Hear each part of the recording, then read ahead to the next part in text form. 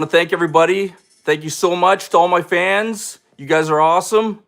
I see Jen here in the comments. Thank you. Appreciate you. I got a lot of things to talk about tonight, but I thought I'd just see if I can chat with some fans for a little bit here, whoever's in the chat. And I want to thank everybody for an amazing year. 2025 was so good.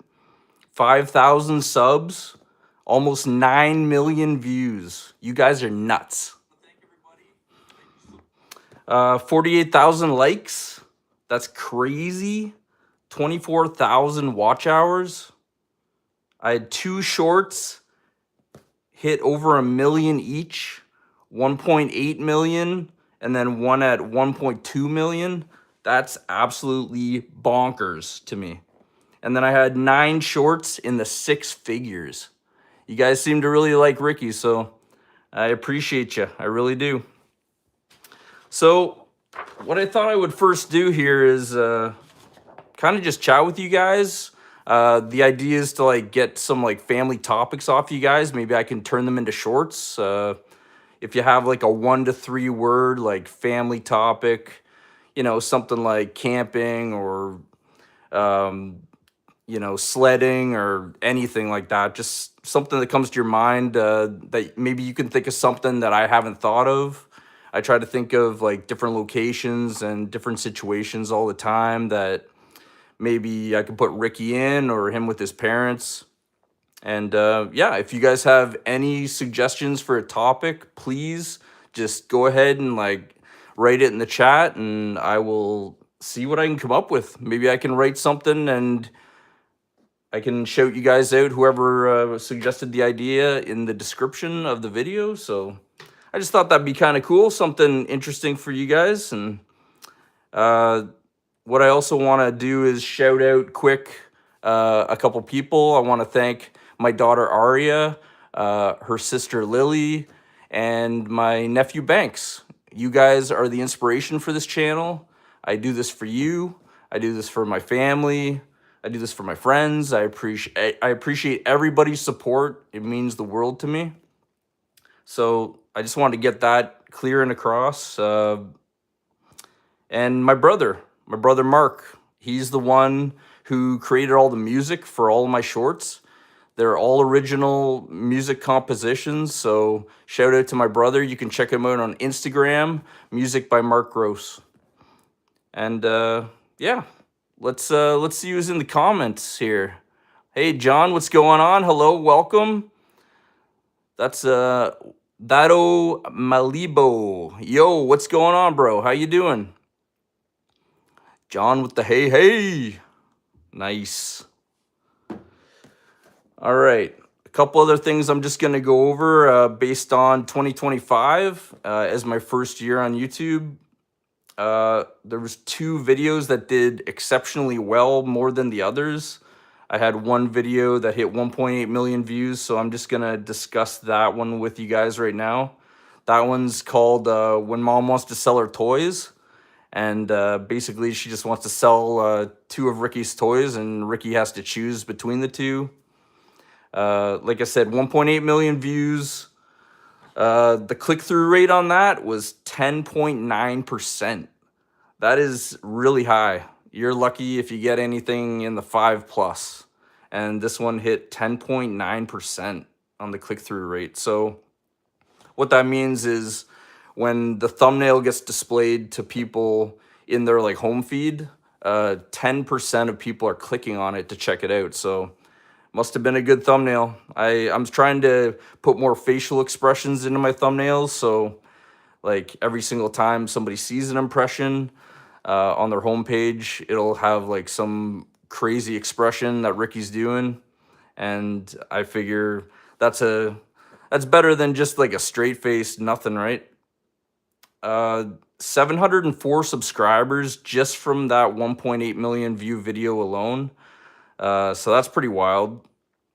79.4% stayed to watch. So with shorts, there's a swipe away rate.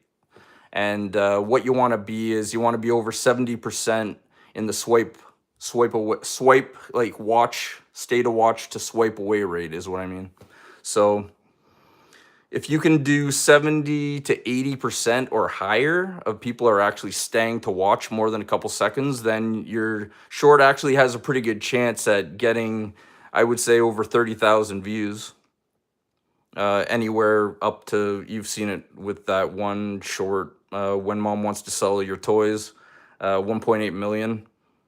So there's an average view duration of 18 seconds on that. And that's only an 11-second short. So that means that people are watching it at least the entire time and half of another time. So that's a really good sign. That had 165% APV, which means average percentage viewed. So 165, that just kind of correlates with the AVD, which is the average view duration, about that 18 seconds to 11 seconds. That 1.8 million view video got 4,000 watch hours alone, and it had 5,000 likes. So thank you so much, everybody. That was the best video of the year right there, When Mom Wants to Sell Your Toys. So if you haven't seen it, check that one out. 1.8 million views. I'm ecstatic. Let's check the chat here. Yeah, I do have a daughter. Her name is Aria. Yep. And I do have a sister too. And her name is Jenna. John, have you figured out any patterns in why some videos have such good swipe away rates versus others? A lot of it has to do, I find, with the first 2 seconds. Like, it's all about the hook. So in shorts, the hook is something that is either the first line that's said, or it's whatever the first like second or two is. So you have to capture the audience, because when you think about it, they're in the shorts feed, right? So they're just swiping up like all the time, and so something has to grab their attention. So what I try to do, my strategy with shorts for the hooks in that first 2 seconds, is to try to grab them with an interesting question, something that will make them very curious, or an interesting statement. So if you go back and watch a lot of my shorts, what you'll see is the first line, usually said by Ricky, but I am switching it up now, and I'm having other secondary characters say the first line. What I'm doing is I'm introducing a question, or I'm saying a statement. Something bold, ideally, in the statement, or what I'm really starting to get into a little bit more now is introducing a problem as the statement. So I find that if there's a problem right away, that's engaging and creates curiosity in people. So they will usually stick around and watch that for at least a couple seconds to give me what they call an engaged view as opposed to a total view. So what YouTube does is they now give you total views. So I can see like a number for each like video that comes out. I can see like the total views, but what there actually is there's something called engaged views. So total views basically is just your impressions, and that counts for when people see like your thumbnail on their homepage. And they're swiping up, whether they watch it or not, it still counts as a view. An engaged view is the ones that you want. Those are the ones that YouTube actually pays attention to. So an engaged view is something that I believe for shorts is longer than 2 or 3 seconds, as far as I understand it. So usually the engaged views compared to the total views is about half. So if I have like 1,000 views on a video, probably 500 of those 1,000 are engaged views. So, and that's still good too. I'm happy with that. But what I do notice is it usually is half, roughly. Thanks for the question, John. Appreciate you. Drop the link to the vid. Oh, I can't do it right now just because I'm recording. But you can go on my on my YouTube channel and just check it out. To the vid, that's I think it was like a month ago, no, 2 months ago. The When Mom Wants to Sell Your Toys. You just have to look down for it. Sorry about that. Yeah, you're the man. You're the man. All right, so that was my best video. And now I'm just gonna talk about my second best video, because I feel like both need to be discussed, because they were both in the 1 million view plus area. So hopefully this is inspiring to some of you guys. If you're trying to start a YouTube channel, it kind of gives you an idea, sort of behind the scenes sort of analytics and what actually goes into these videos, the things that YouTubers kind of look for, that create successful videos for them. The second best video of the year was called Ghost in the House. And this one surprised me because when I first released it, it did about 637,000 views in the first like 2 weeks, which was really good. But then what happens with shorts is it just goes like flatline, and sometimes it revives, sometimes it doesn't. So what happened with Ghost in the House is it flatlined after 2 weeks, and I thought, okay, well, that's the end of that. It had a good run, 637,000, and then surprisingly, 2 weeks later, it just saw a sudden uptick. So it shot up another 550,000 views. So it hit like 1.1 million a month later.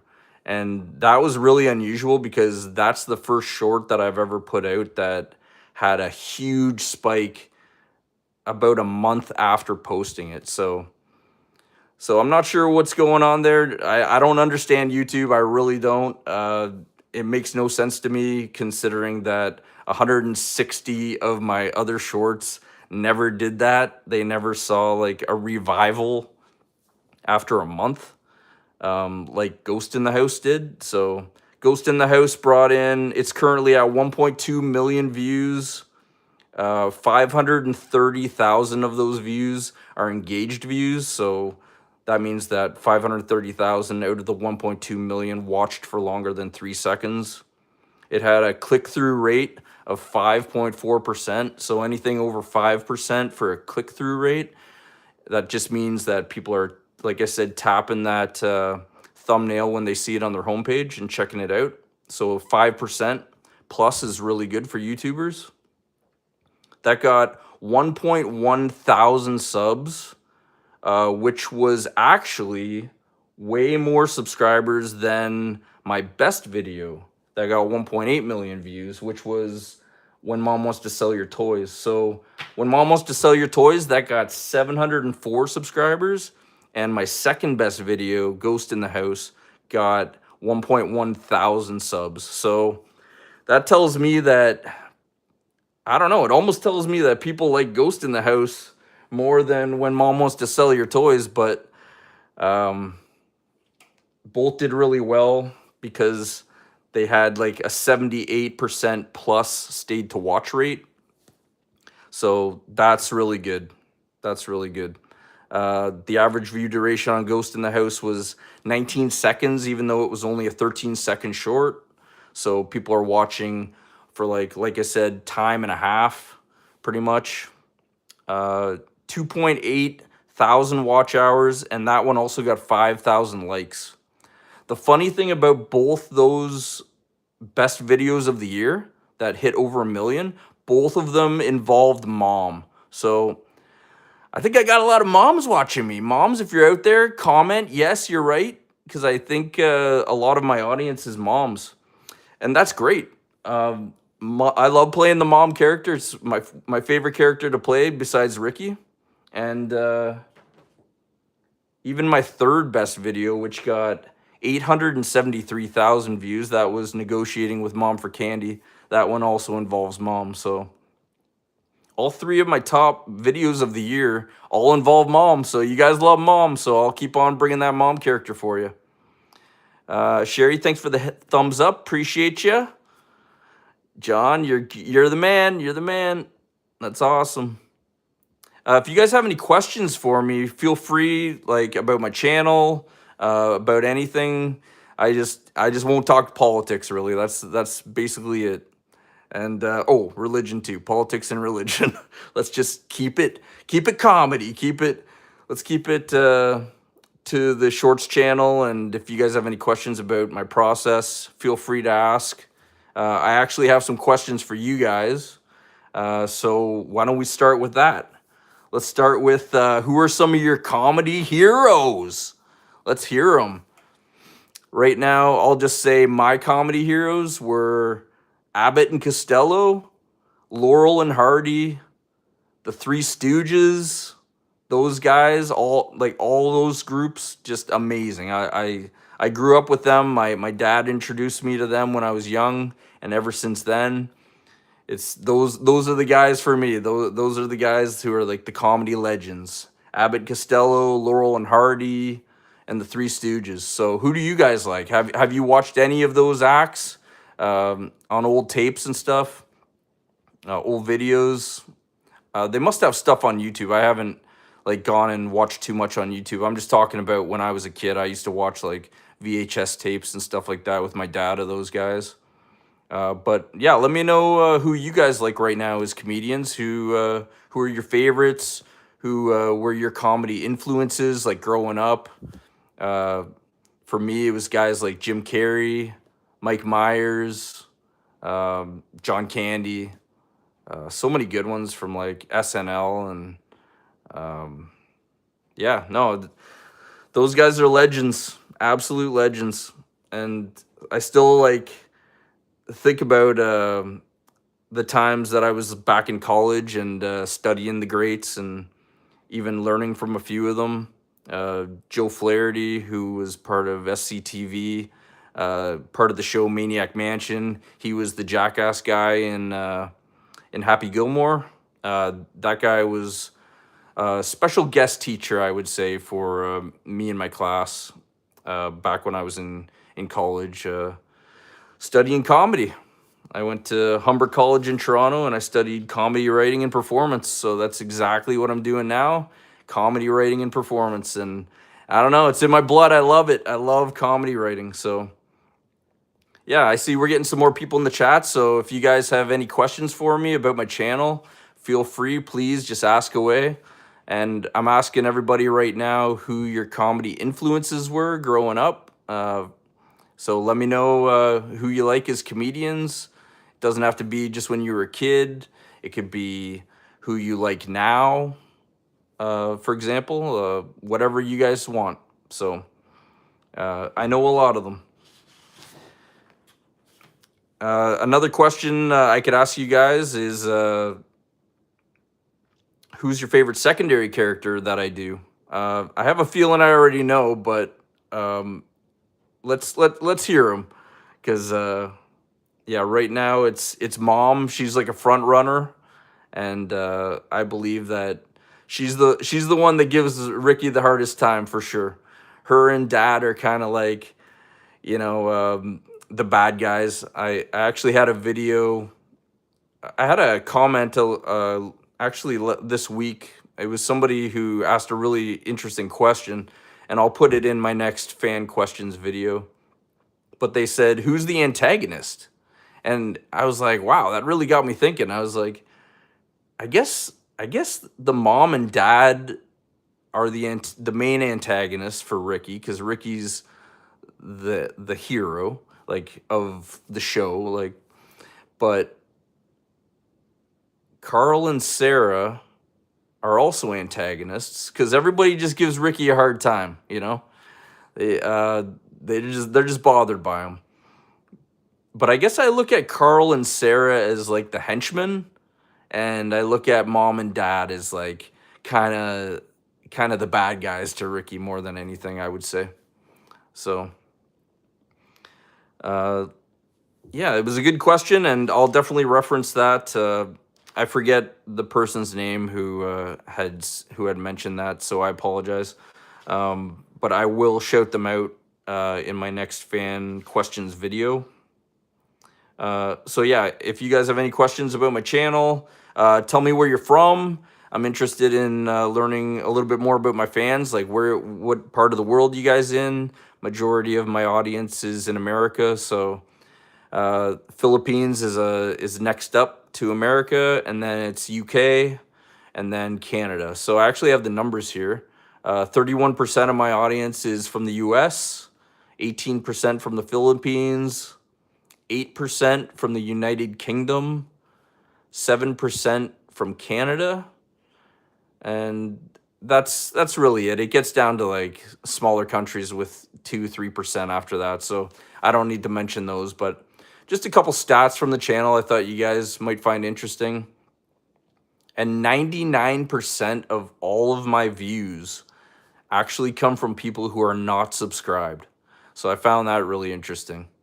So less than 1% of my subscribers actually watch my videos, which is really interesting because what YouTube does now is, even if you're not subscribed to a channel, if you had watched one of their videos in the past, what YouTube will do now is, even if you're not subscribed, next time you log into YouTube on your homepage, chances are you're going to see another video of the person you're not subscribed to, but it's a video that you had watched of theirs. So before, it used to be, I believe years ago, YouTube would mainly just show you on the homepage there's your subscriber like videos. That was kind of how it went. But now it's not about subscribers. Subscriber count doesn't actually matter as much anymore. It's more about the people who are watching and watch time and stuff like that. That's what people care about. YouTube cares about, because it keeps people on their platform for longer. So that's kind of the idea behind that. I think it's a smart approach. I think it's a really good business decision on YouTube. It makes sense. The good videos, the cream will rise to the top, right? That's just kind of how it goes. It's not all just relying on a subscriber-based system. So that's really cool. Okay, I talked about the best videos of the year. Thank you so much, guys, for sticking around with me. 6 of you here, 9 now. Awesome, wicked. You guys are awesome. Thank you, fans. I appreciate you. You guys have been so awesome. Keep on watching. Please tell your friends. Let's spread the word. Let's get Ricky popular if we can. I have a strategy coming up here that I'm going to talk about in a second for 2026. But what I want to do is, for the new people that are coming in, I'm taking family topic suggestions for shorts that I can make in the future for Ricky. So what I'm looking for is suggestions of a family topic, ideally 1 to 3 words. So like camping, for example, is one. Like doing the dishes, packing a lunch, going to school, like all these can be different topics. So that just gives you an idea. If you have anything that you can think of, let me know, and maybe I can make a video out of it. We'll see. That'd be pretty cool. So let's get into my 2026 strategy. So my plan is, once I hit 5K subs, I was going to do live streams, which I'm doing right now. This is the first one, so thank you, everybody. What I'm going to do is I'm going to try to do weekly live streams on Thursday nights at 8. That's 8 o'clock Eastern Standard Time. So sorry for you guys in the UK. I love you all, but that's like the middle of the night for you, so you got to catch the replay.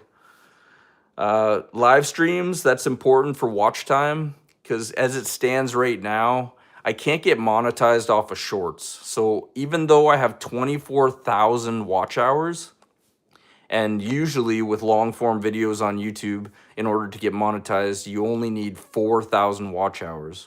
So I have 24,000 watch hours, but I can't use that towards monetization, unfortunately, because shorts don't count.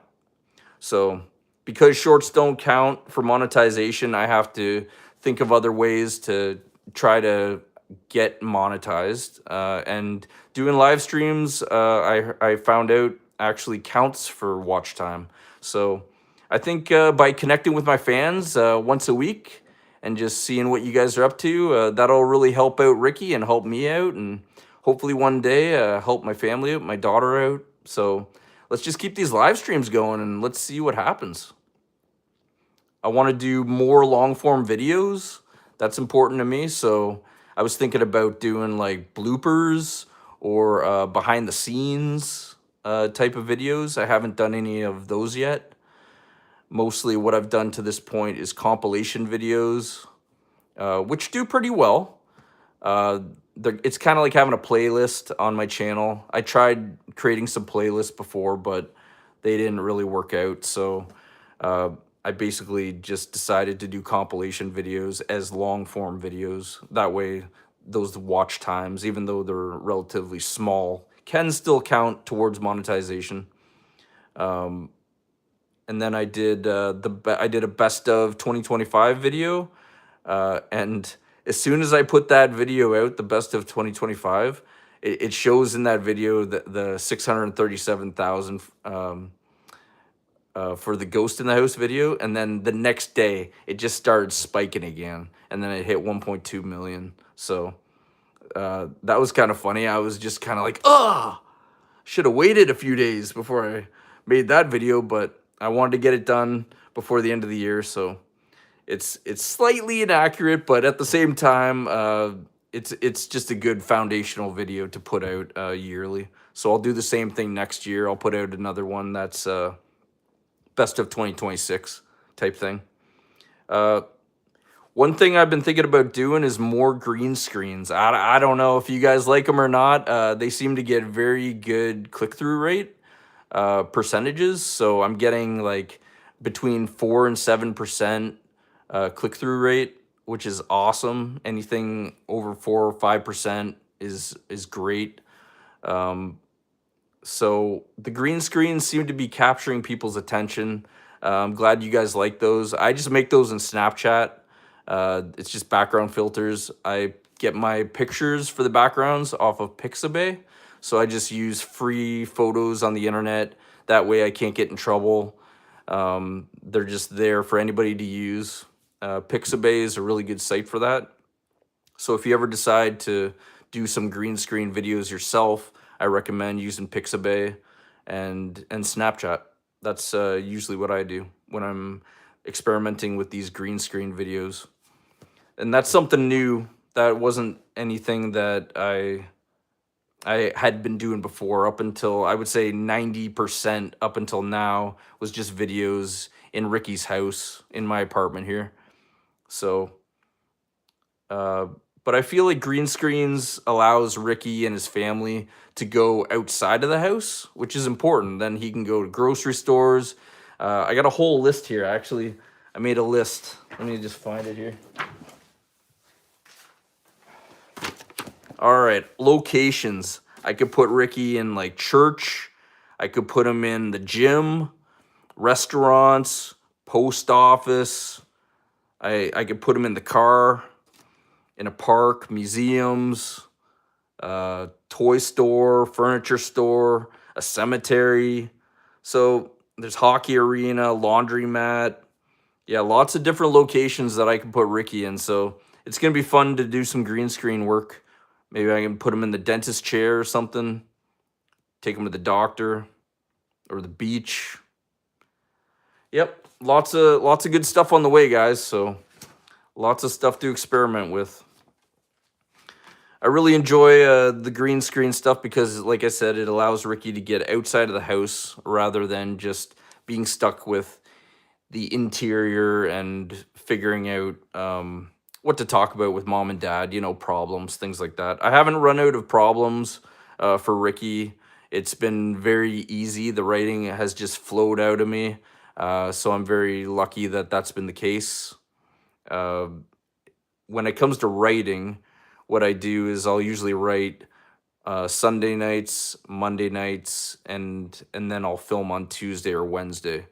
And to write each skit takes roughly about 20 minutes. I would say 10 minutes to begin the first draft. And then what I do is I kind of sit on it for a day and I'll revisit it the next night. and then I'll just make a bunch more changes or edits, or I'll make it tighter.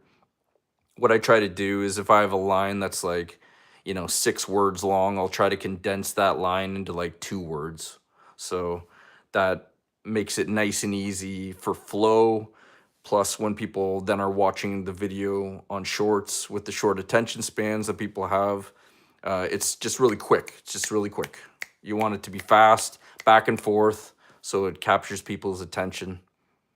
2026 strategy. Let's get back to that. So, what I want to do is I want to make more topics that are relatable, but I also want to start more shorts with problems that Ricky has. Like, I want the first line to be like a problem, something interesting or important, something that really captures people's attention. In the video, the 1.2 million view video that I had called Ghost in the House, um, the very first line with that was Mom, don't be mad. So right there, that kind of just captures people's attention, makes them wonder what happened. And that's really all it takes. That's what a hook is. You have to grab their attention in that first second. Usually for me, it's that first line that usually Ricky says. But like I said, the parents and the kids, like Carl and Sarah, they're starting to creep in a little bit more to start the scenes, and it's all experimentation. I'm just seeing what works, what doesn't. I've tried a lot of different things to experiment with. I tried doing sideways shots. There was one scene with Ricky and his mom. They were eating dinner at the table. I did complete sideways shots, just their sides. I wanted to see how that would do. At the time, that did really well. I was only averaging roughly, I think, 4,000 views a video. This was back when I first started, like 1 to 4,000 views after the first month. And then that video I remember got 10,000 views. So that one made me wonder, maybe I should be doing more like sideways videos. But eventually I just got to the point where I was like, I think it's more beneficial for people to see Ricky just kind of straight on, kind of like you see me now on here. I figure that would help, and it was a right assumption because clearly people are enjoying what I'm putting out there. So I'm grateful for all you guys. Thank you for checking me out, for sticking around with me. We're at 32 minutes. This is awesome. And then with the shorts strategy, what I want to do is I want to continue to release mom shorts on Sundays. I find that I've experimented with the mom. I knew she was a very popular character. I tried putting her on Fridays, and I've tried putting her on Saturdays and then Sundays, because those are the three days I release on, because that's what YouTube tells me that my audience is online the most. So even though I don't like posting back to back to back days, because what happens is when you release a short, the next short that gets put out the next day, YouTube kind of focuses on that one, from what I understand. So the other one kind of gets pushed to the side, and then YouTube focuses on your new release. So that's why I try to save my best short with mom for last. So for Sundays, that way I have from Sunday until the following Friday to hopefully gain some traction with what I believe is the funniest, like, short of the week type of thing. That being said, I have had Friday videos do better than Saturday and Sunday, and I've had Saturday videos do better than both Friday and Sunday. So YouTube, I will never understand YouTube, but I'm just trying to figure it out, and it's been difficult, but I feel like as long as I keep putting out relatable content for families, and I keep my content PG, family friendly, I feel like Ricky could have a chance. Maybe. We'll see. That's up to you guys. So, but I'm just going to keep on doing it. I have a blast doing this stuff, guys. It's the best. I love writing comedy. I love performing comedy. It's what I was meant to do. So, all right. I'm going to move on from the 2026 strategy. How's the chat doing? Let's see here. Okay. What's your inspiration for Ricky and the gang? Ricky, thanks for the question, John. Ricky was inspired by two people. My little brother, from a photo that I saw of him when he was around 7 or 8 years old.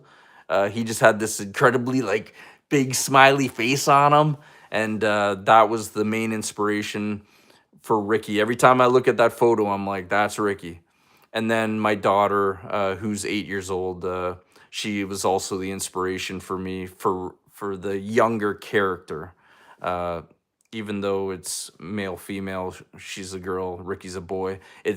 I still use a lot of things that Ricky says from stuff that like my daughter has said to me in the past. Um, Whenever she does something or says something, I think, yeah, that could be like a Ricky skit or something. So that's where I get my inspiration from for Ricky. My mom is the mom character is based off of my mom. The dad character is based off of my dad, basically to a T. Even the glasses are pretty much the same as what my dad used to wear. My sister is based off Sarah, and I'm actually based off of Carl. So my little brother is based off of Ricky. I'm based off of Carl. My sister Sarah, and mom and dad are mom and dad. Thanks for the question, John. That was a good one. Old school SNL. Yeah, yeah, that's right. That goes back to the comedy inspirations. Sorry, I'm just catching up on the chat here, guys. Uh, yeah, old school SNL like Chevy Chase and John Belushi. Yeah, those guys are legends. The mom's your fave, right on. Yep. Everybody relates to mom. Hey, what's up, Roblox fan 123? How you doing? Nice to have you here. When am I gonna do the fan questions vid? Oh, you must have been the one that asked the question that I had talked about there with it was with the question you had about Ricky, and I'm gonna put that in a fan video. I will. I just discussed it. And the antagonists are basically the mom and dad, and then Carl and Sarah are like the henchmen, but they're antagonistic too. Everybody's antagonistic with Ricky because, well, Ricky's the oblivious one that drives them crazy. So I just think it's best when they when they get mad at him and show that they're mad at him. Candy store, yeah, okay, I'm gonna write that down. Candy store. I'll have to see if Pixabay has any candy store backgrounds. There must be. I'm gonna write that down right now.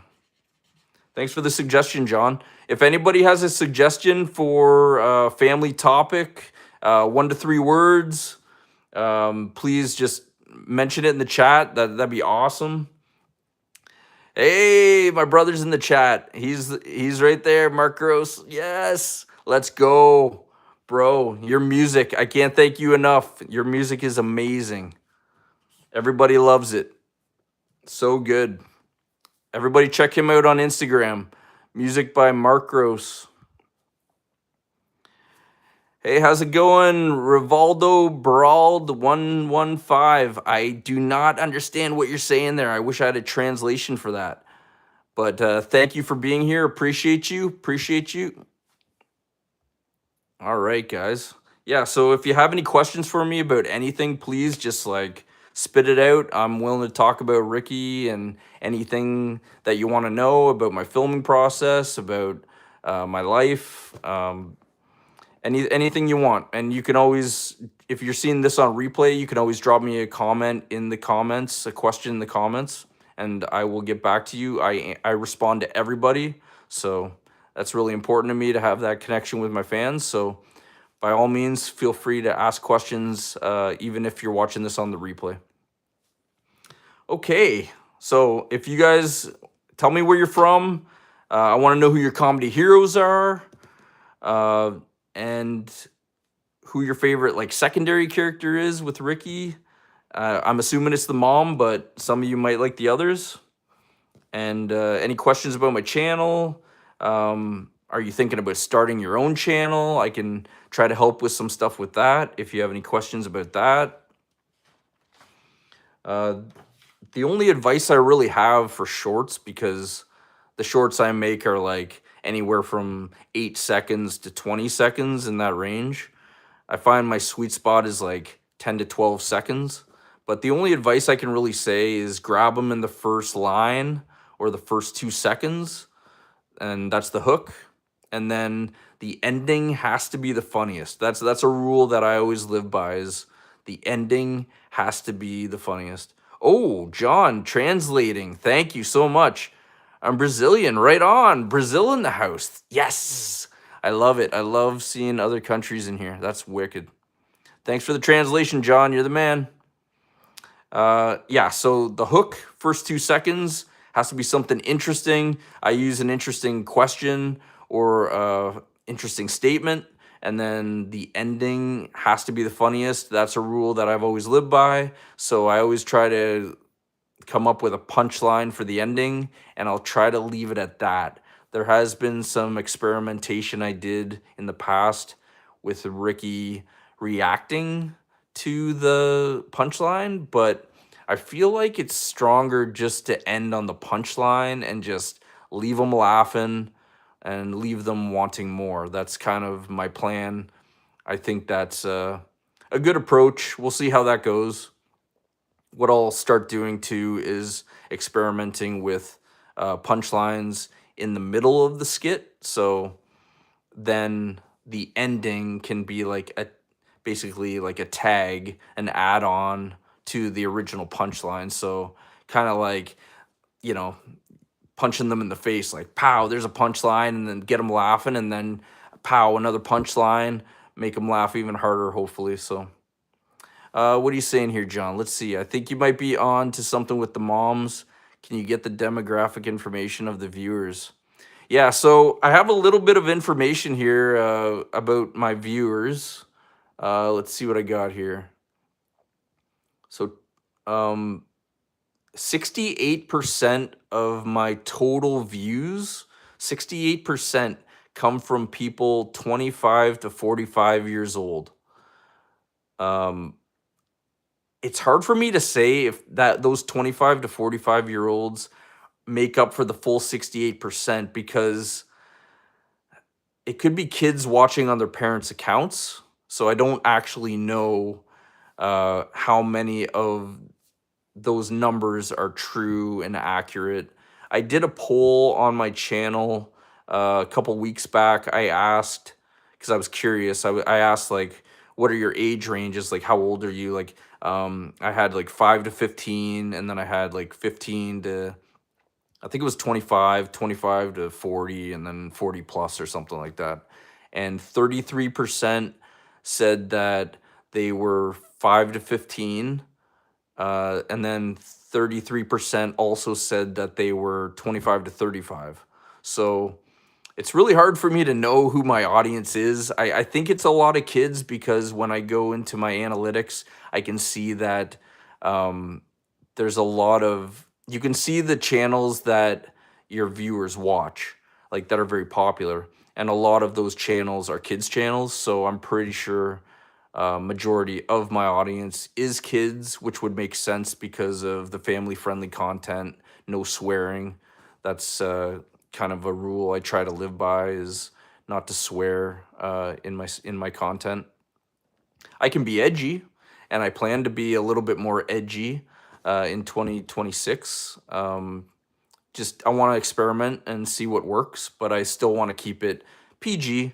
That's important to me, because I feel like it has a big market for that. So that's a purposeful decision that I make with every short, not to swear, stuff like that. So uh, I have a few other stats here I'm just going to mention. 47% of my audience is male, and 53% of my audience is female. And that's what makes me think that I have a lot of moms watching me, because my top 3 skits of this year that just passed were all involved with the mom. So I feel like I don't know, there's a lot, it must be a lot of sisters, daughters, moms out there watching me, but I'm really happy with the 47 to 53%. That's like pretty much 50-50. You can't ask for anything more than that with the channel. So that's exactly what I'm looking for. Thank you, everybody, for watching. You guys are awesome. Uh, Here's a few more stats about my channel in case anybody's curious.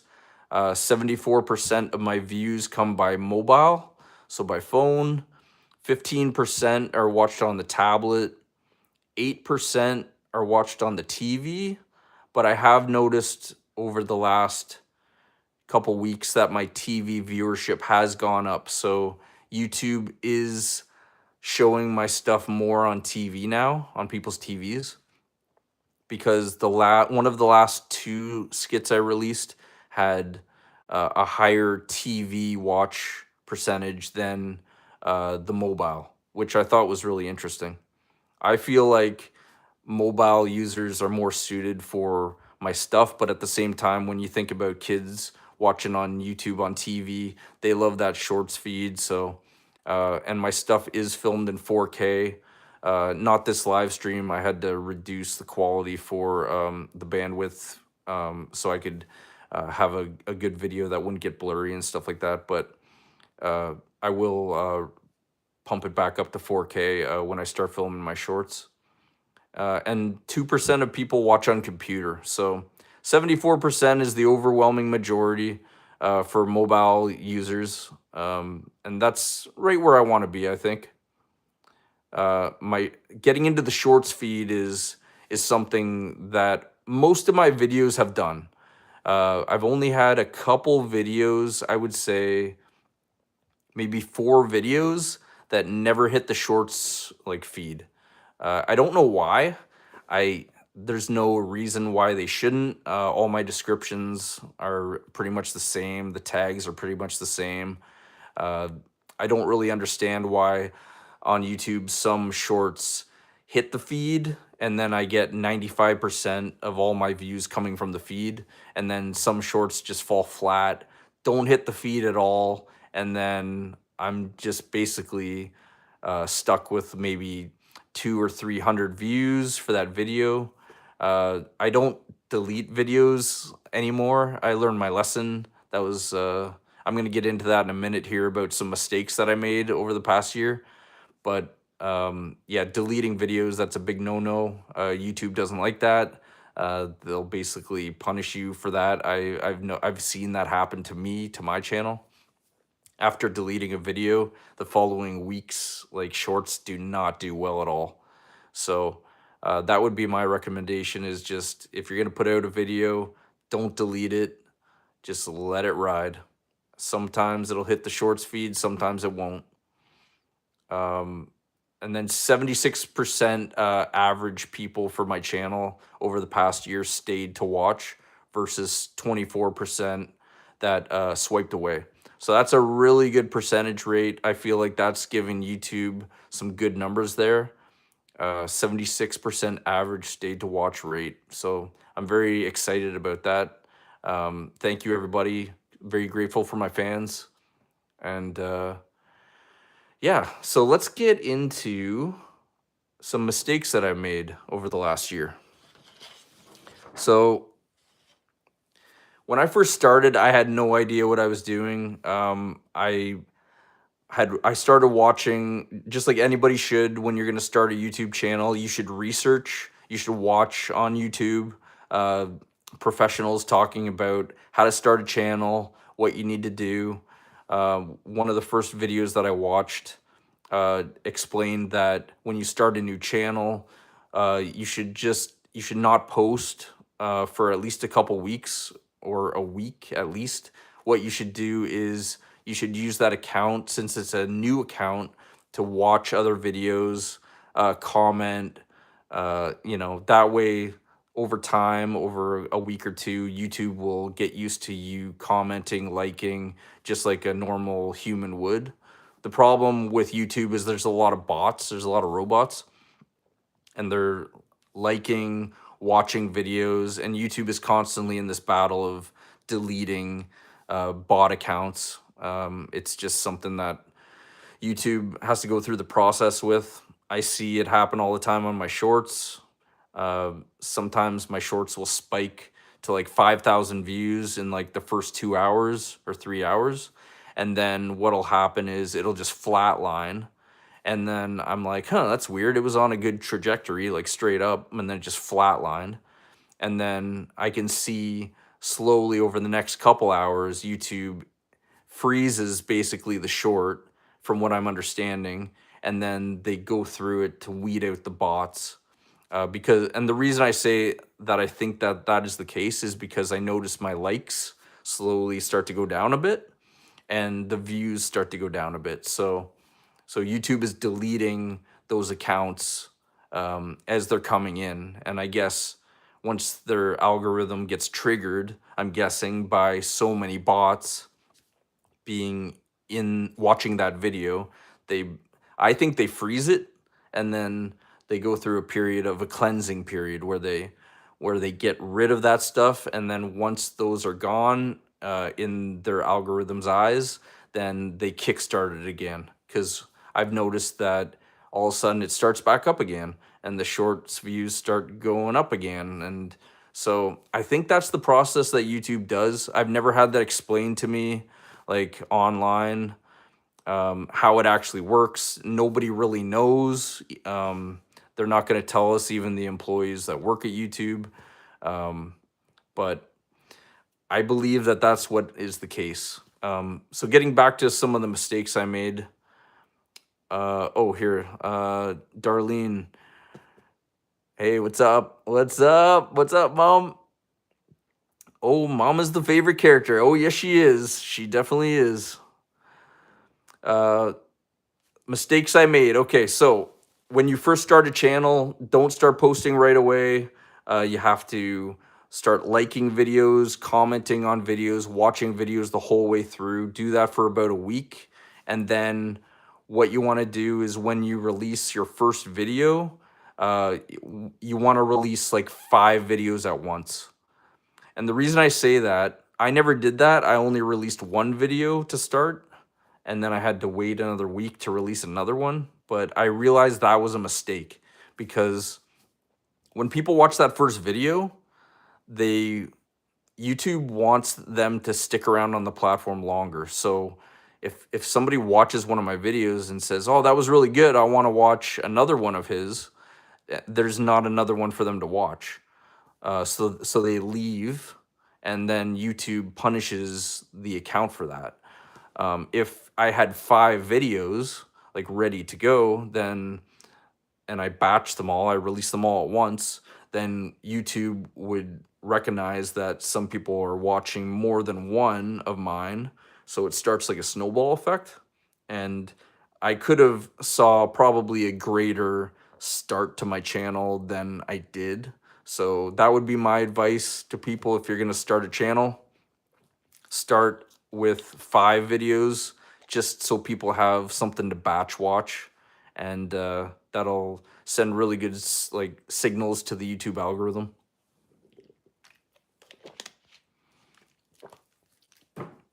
I talked about deleting videos.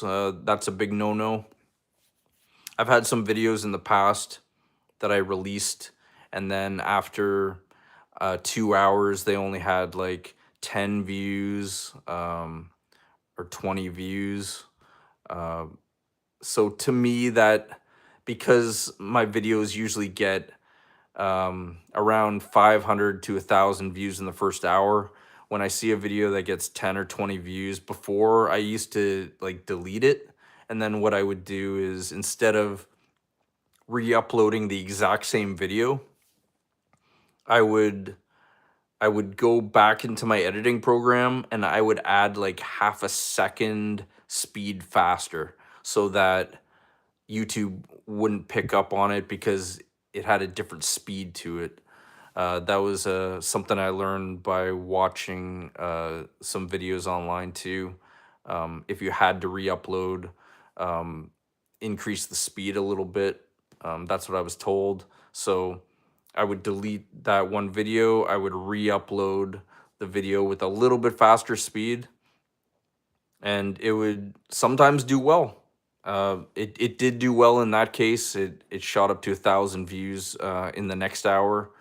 Um, that's the only time that I deleted a video and then re-uploaded it a little bit faster speed, and it did pretty good, like right away.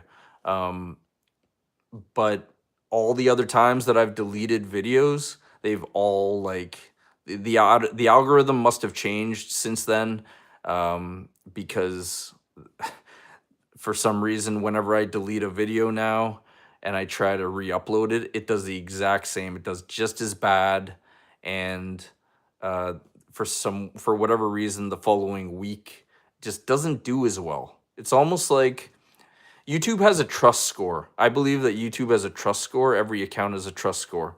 And if you're deleting videos and things like that, you're acting in a very spammy, um, bot like sort of way. And the algorithm pays attention to that stuff. So you don't want, so it probably reduces your trust score. When you have a higher trust score, I believe that the algorithm wants to push your stuff out more because they believe that you're human, right? It's all speculation and guessing about this trust score stuff, but I believe that that's kind of how it works with the algorithm because it makes sense. It just makes sense. Like um, they're they must have that in their algorithm, and that's why some channels get rewarded, some channels don't. Um, Another mistake that I made was not showing emotion in my thumbnails early on. So if you go back on my channel and you look at like my earlier thumbnails, you'll notice that a lot of them are just deadpan faced. There's no props in them. Nothing to like capture your eye. Nothing really exciting about it.